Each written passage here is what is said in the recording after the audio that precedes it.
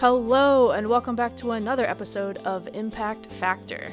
I am your host, Katie Van Aken, and this week's episode features an interview I did with Sabari Ghosh, PhD, who is currently a postdoc at Lawrence Berkeley National Lab, and she shares with us her story and some wisdom from her time as a PhD student. I hope you enjoy.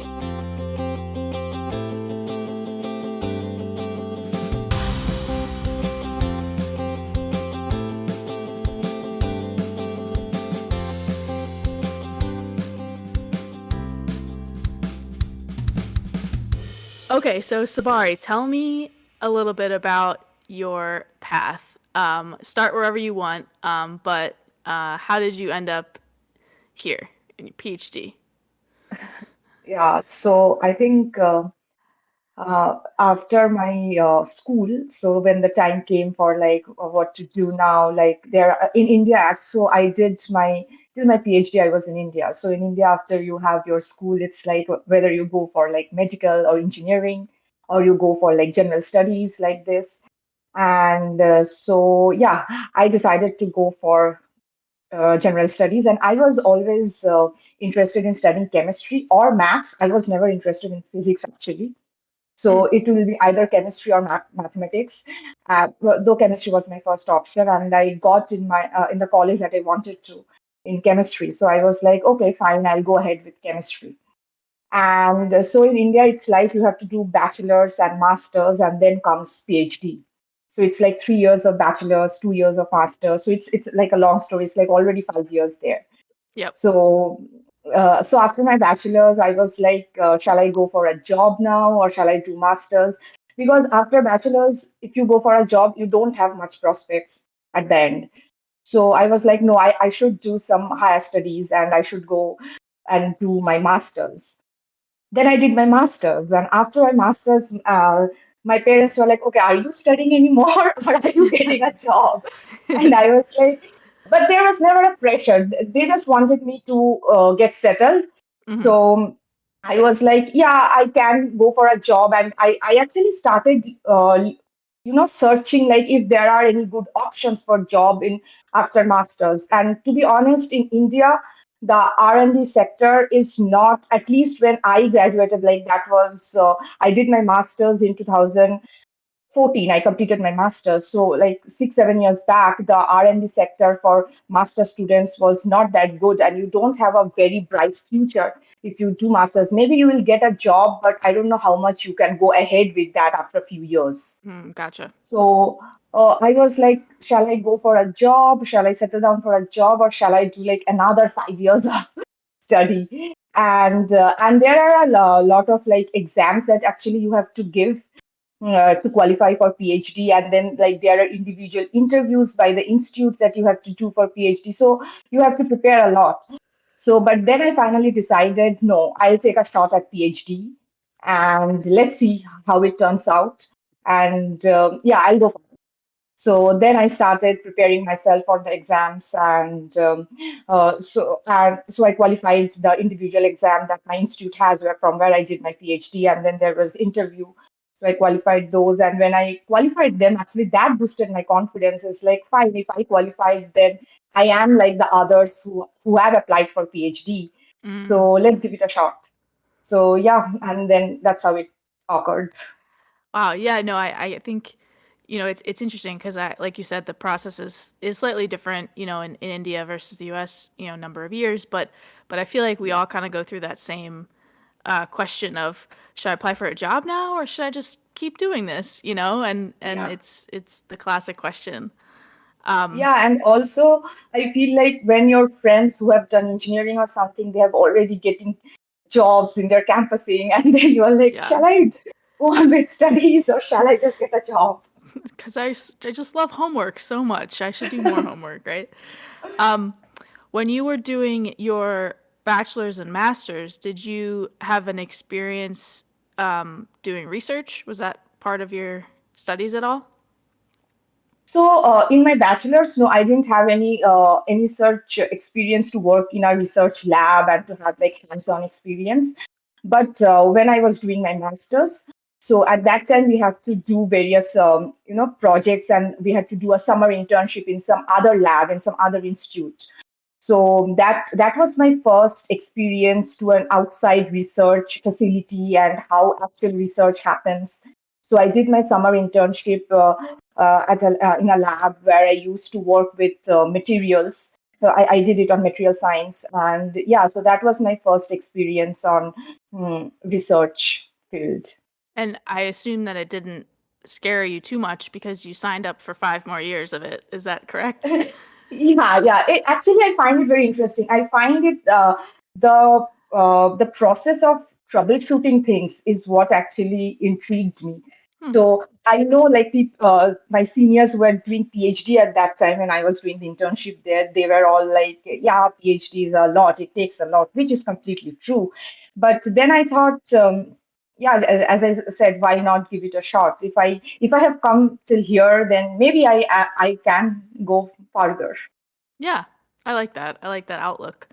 Um, so tell me a little bit. You can, stay high level if you want. What your PhD project or focus was. Yeah, so during my PhD, my specialization was in organic chemistry. Mm. So I mostly worked on like coordination chemistry and metal ligand chemistry. So I specifically worked on uranium complexes, so like uranium 238. Mm. So yeah, that was very interesting because at that time, no one in my lab, or I would say in my institute, was actually working on uranium chemistry. So when I first started working on that, my advisor also told, like, "Are you sure you want to work on it? Because there are like both pros and cons." So it's like there are comparatively less reports on uranium compared to other metals. So that's like a good point. Like you can publish maybe easily, or it's a bit easier or faster, but at the same time, there are very less references Mm, or gotcha. less things that you can explore because there are not more reports on uranium compared to other metals. So I'm like, as I told, I'm like, I'll just try doing it and see how it comes around because PhD is like 5 years. You have a lot of time to explore things, but at the same time, you cannot be like exploring something which will not work out. And then after the end of third year, you realize, oh no, time has already gone. So I'm like, just give me a year. Let me start working with uranium. Let's see how it turns out. And then, so yeah, I worked on uranium chemistry, and I studied its various applications, like how it can be extracted from groundwater and its various photocatalytic and electrocatalytic applications. Cool. So you stuck with it for the 5 years, I guess. Yes, my whole PhD is on uranium chemistry and its That's good. applications. That's great. Um, so so when did you graduate or So I finish your graduated in PhD? 2020 January. 2020. Okay. Ooh, okay. So right before the pandemic, Oh right? yes, right before the Yeah. pandemic, just 1 month before the pandemic hit, I guess. Okay. And you were in India at that point. Yes, so in January 2020, I graduated. I was in India, and then I came to US like third week of February 2020, and just 2 weeks after that, everything was shut down. Wow. Yes. Um, okay, so let's talk about that. So you came to the US for a postdoc? Yes, so actually, I visited US before that once during my PhD for an internship that I did at Indiana University, Purdue University campus at Indianapolis.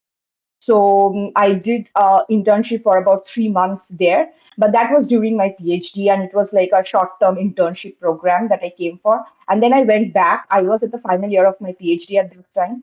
I went back, I completed my PhD, and then I started applying for postdoc, and then I got a position, and I came to US again in 2020 Feb, end of Feb.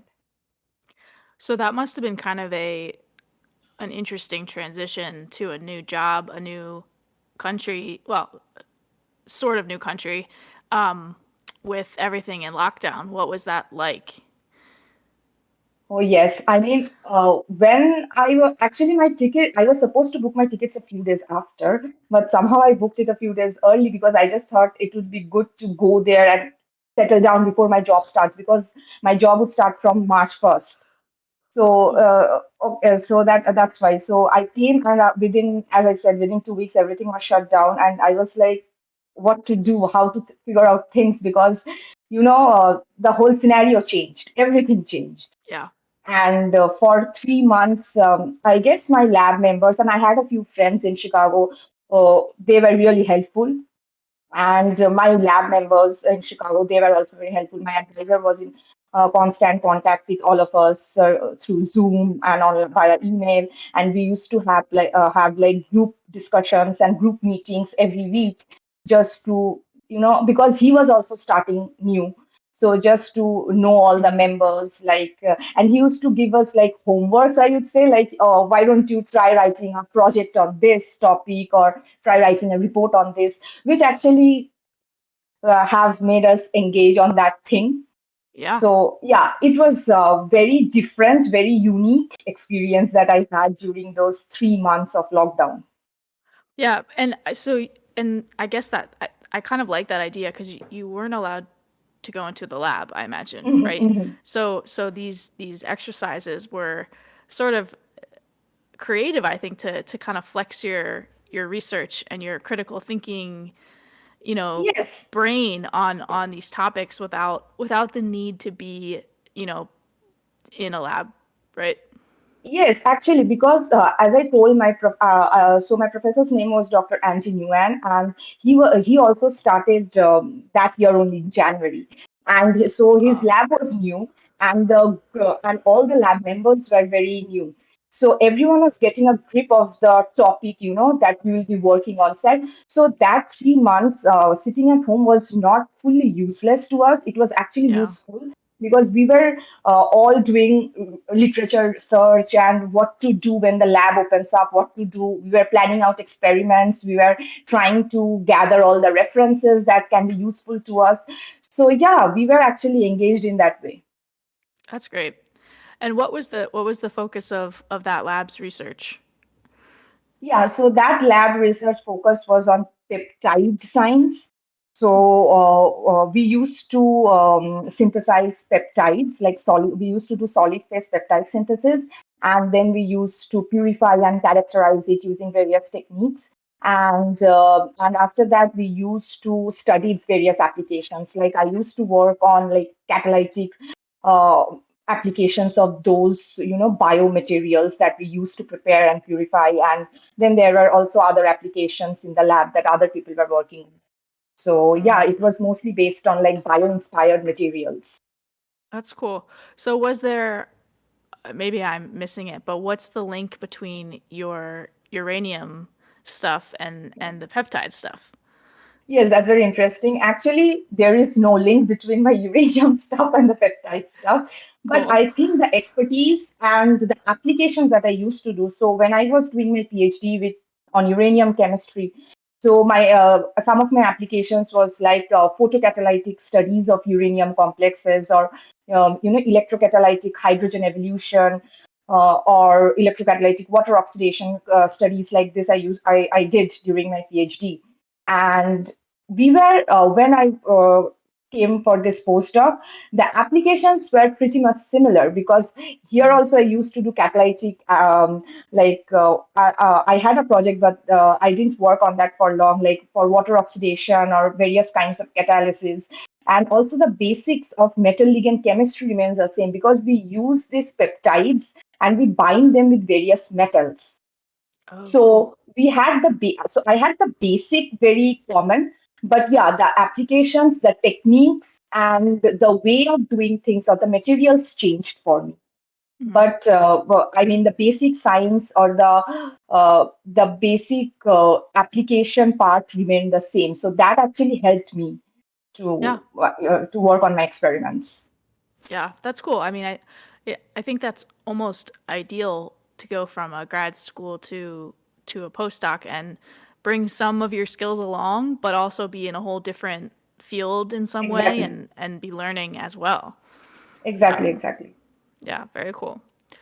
So, what was your postdoc like in academia? It was a new lab, right? So Mhm. there were probably some new lab challenges that you were facing, but were you, I guess what I'm getting at was, were you kind of strictly research, or were you doing mentoring, or teaching at all? What kind of stuff were you exposed to as a postdoc?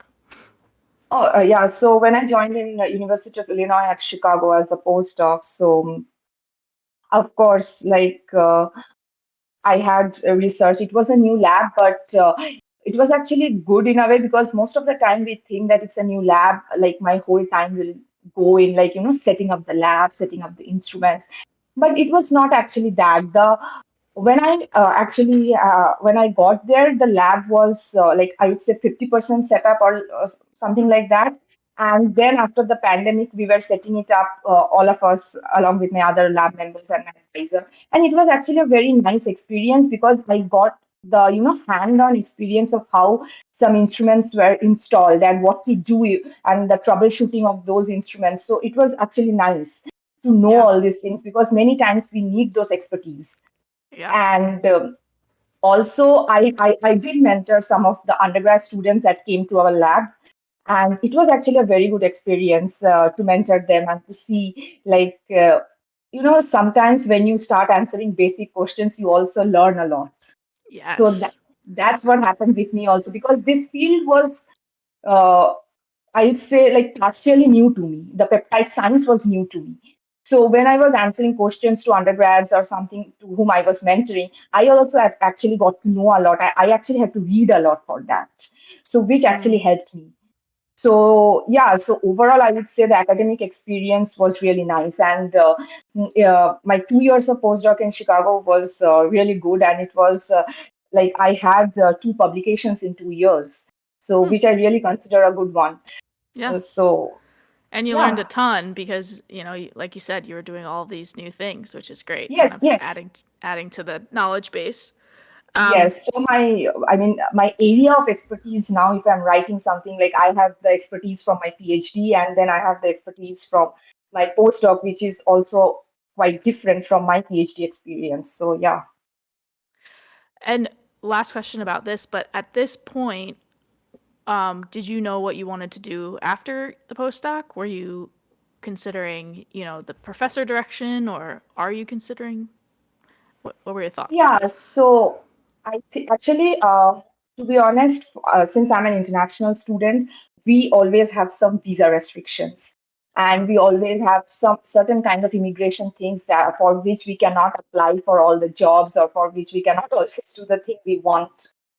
So at this point, I am thinking of sticking to national lab because I really like working in national lab because I think it's like the perfect junction of both academia and industry. It's like you are doing research, but at the same time, it's not product based like industry. And also, you don't have to teach or get involved in like building courses or something. So it's Hmm. basically you are doing research. You have to write grants and stuff, but again, you are doing research and focusing on it fully. So at this point, I think I really like sticking to national lab. If I get an opportunity and if everything works out, I would like to work in a national lab. Cool. So you're at a national lab now, correct? Yes, I am at Lawrence Berkeley National Lab. Okay, and your role is technically a postdoc as well. Yes, now I am a postdoc here. Also, I joined last year only. So I joined here as a postdoc, and I'm continuing as a postdoc for now. Yeah, and let's see what happens in the future. Yeah. So you're in a I'm gonna ask you some questions about what that's like. So you're in a research group as well, with like Yeah. like a PI and everything. Yes, so in national lab, I think it's a bit different. So we don't have like a very closed group or something like we used to have in academia. Like there is a group and we have like only one group of people with whom we are mostly working. So in national lab for like my job, like at present, like I'm working on two different projects where there are like very different sets of people who are working on it. So I Uh, have my I have my boss or my advisor, I would say, to whom I report and who is a part of both the projects. But the group of people with whom I am working, they are very different for the two projects. And mm, uh, both the projects have different. requirements.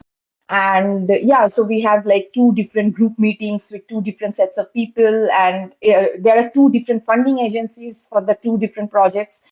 So that's how it works. Ah, okay. And since you're on two, do you ever have trouble prioritizing or balancing kind of the needs of those groups? Or does your boss Uh, sort of help you with that because they are also balancing that? Yes, yes. Yeah, my boss here also helps me with that a lot, to be honest. And sometimes, there is a deadline for the one. Suppose I'm Hmm. working on one project, and we come to know, okay, the funding agency needs some reports, and we have to send the reports for the other project. And then, like, we have to start working on that and prioritize that. But I think that's what you learn in PhD, Yes. doing things at the last moment and prioritizing thing when it's needed.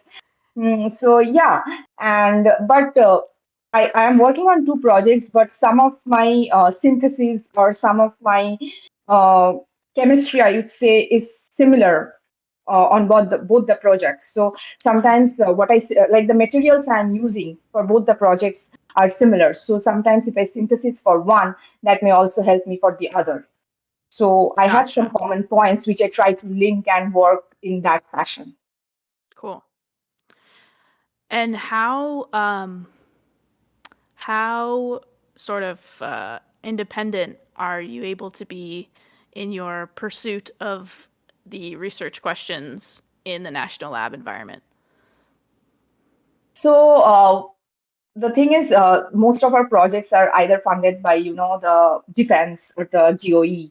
So it's Yeah. not like so there are academic projects also, and some projects are there which are a bit more confidential than the others. So we cannot disclose like all the facts about the confidential projects to external public. But most of the part which is academic and research oriented, we can always disclose that, or we can always present that in a conference. Like in January only, I attended a conference. And I presented my poster, which is completely fine. There are only a certain things that we cannot disclose to the outside public, but other than that, it's absolutely fine. At Cool. least for my projects, it Yeah. differs from person to person, and it differs from project to project. Yeah. Can you tell me a little bit about the projects, just at a very high level? Yeah, so I had like two projects. One of them is funded by the DOE, the Department of Energy, and it is based on. So now I am working on something called peptoids, which is a modified peptides. So Okay. the peptides are modified and they are like made more versatile and robust. And these are called peptoids, and we use this peptoid to form nanostructures, and after that we use it for various applications. So one of my project is based on like selective binding, so of lanthanides, like the heavy metals that we have on the earth's crust. So they're like really important for our technologies, and the US Department of Energy has actually considered some of these elements as, the very important elements or rare earth elements. So I'm um, working on having this peptoid nanostructures to selectively bind these elements from a mixture of other elements, or from a mixture of those elements, because these elements are very similar to each other. So to Mm. selectively bind one of them and not the other is very important, and it's very Yep. tricky. Yeah. So one of my project focuses on that application, and then I have another project which is funded by the Defense Threat Reduction Agency, the DEFRA, and there I am working on like again like having these nanostructures, these peptoid nanostructures to mitigate various kinds of threats. So that's what I'm working on. Yeah. Cool. Very cool. Yeah, it's the binding stuff sounds interesting because that um it's almost like you have to be sneaky, right, to bind to something but not the other. Um I like that. That's cool. I'm just like Yeah, yeah. personifying it in my head. Um Yes, yes.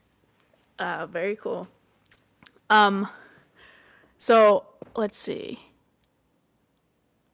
Oh, so here's an interesting question. So as a national lab person now, is there anything you miss about being a PhD student? or that time in your life? It's okay if the answer is no, but just curious. Uh, I don't think like on a professional level, like for a national lab postdoc or something. But if you say on a personal level, I do Hmm. miss my PhD days because we had like a really good group of friends and we used to stay in hostels in India. So when we were doing a PhD, so inside the campus there used to be, housing communities which we call hostels, Yeah. and we used to stay in hostels and we used to have a whole lot of fun. It's like five people eating from the same pan. We used to cook at nights, and Wow. yeah, I miss those days. But Good yeah, memories. Yeah. professionally, I'm happy with what I'm doing right now. Yeah. Um, that's good. I always like to hear when people have, some positive memories of their time, just even Oh personally, yes, oh because yes. often you look back and you're like that was stressful or that was such a hard 5 years, but there were good times too. It's good to remember. Oh yes, yes. It was very stressful, but I think that we had a really large group of friends and colleagues there who made it obviously a bit easier Yeah, to handle the situations. yeah. Um, Yes. cool. So before I ask you my three kind of wrap up questions, I wanted to ask you what other things you do with your time outside of work. Do you have any hobbies or interests that are special to you? So I like to travel a lot, like a Oh, lot.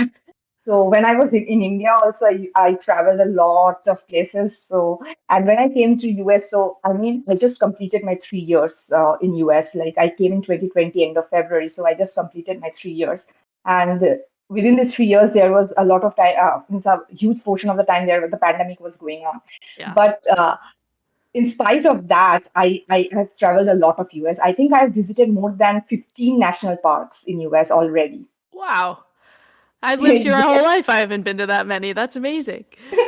Yeah, I traveled a lot and I like visiting new places, exploring new places. And also I'm a big foodie. So whenever there like weekend means like I'm going out and trying some new place or something like that for me. Yeah. So yeah, I love to travel. I like love to eat, and also I love to dance. So when I was a kid or a teenage, I was trained in Indian classical dancing, Oh, cool. but I didn't continue with that for long. But whenever there is some kind of Indian festivals or cultural programs that I can be a part of, I always participate and do some little performance there. That's awesome. I like that you're keeping that, alive in your life, even though you're not Yes, committed committed to it every yes, day. yes, yes. Um, that's great. Wow, I'm so impressed by the traveling, even with COVID. I feel like a Yes, lot of us were definitely. just like, When go. we'll wait until after that, but very cool. So it's probably nice then to live both in Chicago and you're in I'm in like the Bay California Area right now. now? Yeah. Yes. So yeah, of course, I love Chicago. I mean, Chicago has its own charm, and the winters of Chicago. And then Also have coming their to charm. like the winters of Chicago also have its own charm, I must say. Yeah. Yes, and then coming to California, of course, California is beautiful. Yeah. And like wherever, especially the Bay Area, it's like wherever you go, it's like something touristy. There is Yeah. always something to see. There is always something to visit. So yeah, Yeah. I like both of it, and both of it is also, I think, very different culturally, like the Midwest and the West Coast. So, and I enjoy it. I'm exploring it. I'm pretty new to California, but yeah, I'm exploring it. So Yeah. I'm loving it. California is a big state, so you have plenty to visit while you're there. Oh yes, it's a big state. Very cool. Okay, so one more thing before I jump into the last three questions. Is there anything I missed about your experience that you wanted to talk about or plug? Do you have any papers coming out that you want the listeners Uh, to go read? so it's like I'll have one paper, but I don't know exactly when it's coming out from my lab in Chicago, because Hmm. that was the work I just started, and then I have to leave for my new job here. Yep. So and then someone else, some other graduate student is now doing it, and it will be published soon. And my work here in the national lab, it will take some more time to Yeah. publish something, because like the projects here are much bigger, and there are like a lot of components and lot of people involved. So there are like Mm. a lot of things we have to put a lot of things together finally to publish. So yeah, it Yeah. will take some time. Yeah. Well, congrats on the other paper that's coming out Thank you. when it comes out. Um, okay, so my first question of the three is if you're thinking back to your PhD experience, what was something challenging that you faced that was likely, well, ideally that's something that was like different than your other school experiences? I think in other school experiences, it was very like, you know what will happen. You know you have a semester to face. You know your result will be coming out. You know you Mm-hmm. have to start preparing for the other semester. So something like that. But for PhD, you don't know what will happen. And I Yeah. think the challenging thing that I faced was during my last year of PhD, because at that time there was a lot of things that was going on, and I had to prioritize each one of them because each one of them was equally important. So I came for the internship in 2019, which was actually my last year of PhD. And the thing that I was doing in my internship was not actually related to my thesis work. So those 3 months was not contributing to my thesis. Those 3 months, and then when I came back, my last project I just submitted. And it was a very big project, and it was a very important project also. And it was something that none of my seniors or none of the people in my lab who was working at that time worked with it before. So Mm-hmm. the application was really something that I was doing for the first time in my lab. So I really had to, and also we didn't have all the instrument at that time that I needed for my experiments in my institute. So I had to like go to another institute which was at the other part of the city to perform some experiments. And then we submitted the paper, and then it again came for some major revisions. And I have to work on that. And at the same time, I was writing my theses and also applying for my postdocs.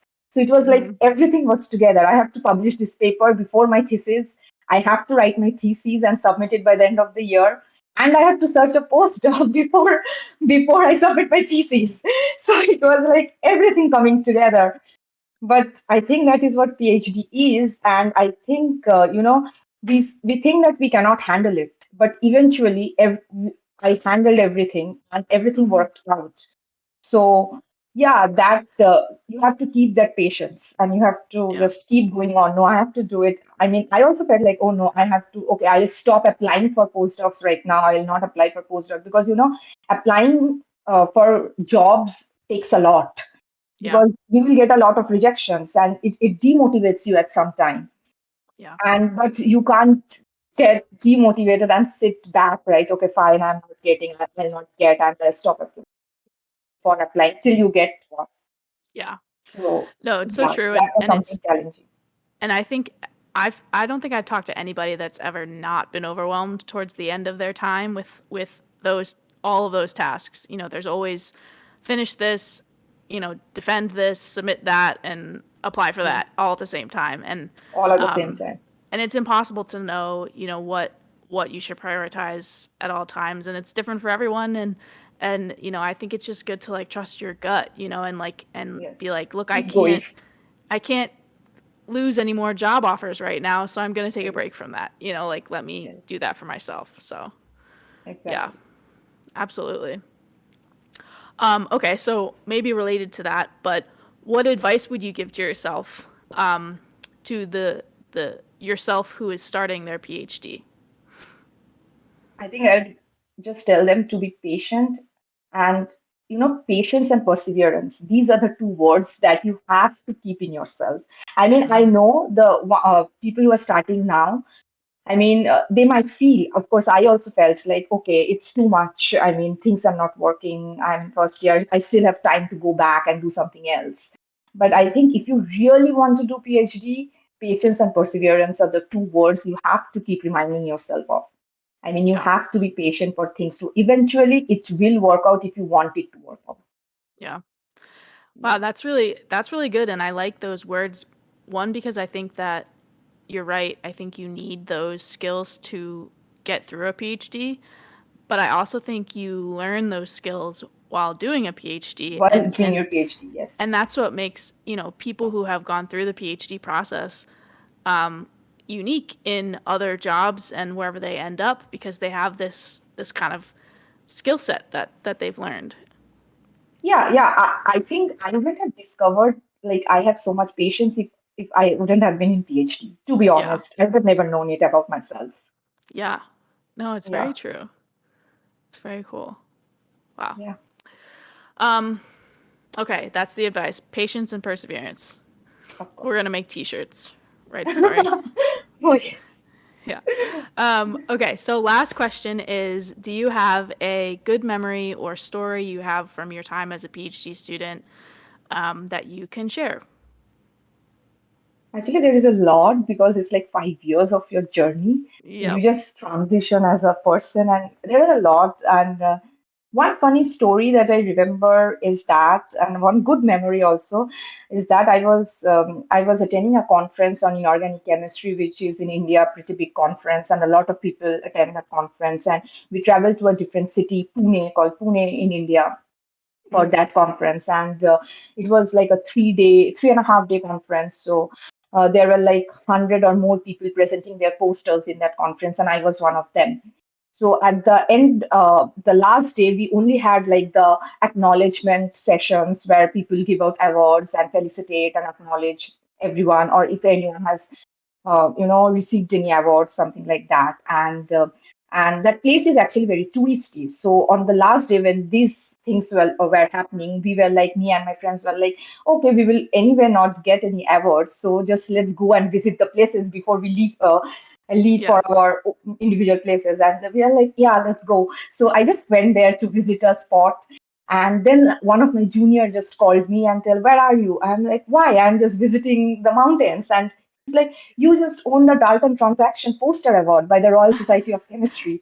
I'm like, what? Are you kidding me? And he's like, no, they're just announcing your name.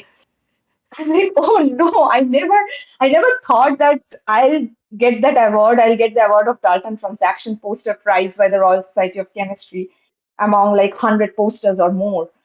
And I was like, And you're okay, on a mountain right bye. now, so Oh yes, and I was feeling so bad, but then I came back. I thanked the judges and the organizers for giving me the award, and yeah, but it was something I always remember. And after that, whether I know I'll get or not, I will attend all the conferences you from s- beginning to the end. you stick around. That's good. Well, that's Oh a good yes, lesson. But you probably won because you didn't think you were gonna win.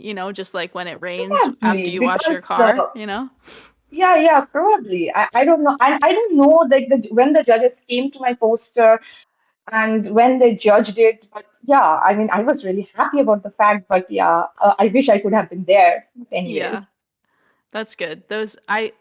I'm a huge fan of those um of like poster awards and things like that, because even looking back on it, it feels, so small, and it's like, oh, you were the best, so like poster out of 100, like cool, great job. But at the yes, time when you're a struggling PhD student and you're trying to of be course. patient and persevere, those little victories can do wonders just for your Oh confidence yes, and your mental health. they just boost up your confidence like anything. Yeah. So Yeah. that's funny. I like that story a lot.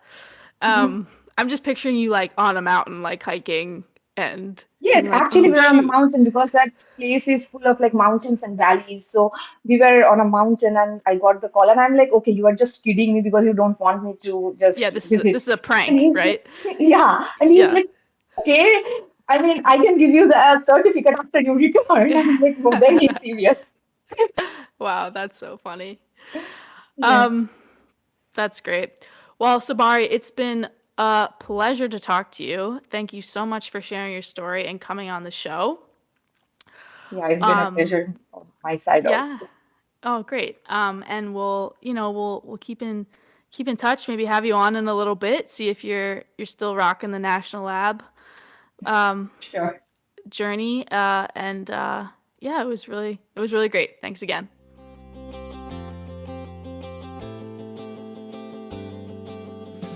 Thanks to Sabari for coming on the show.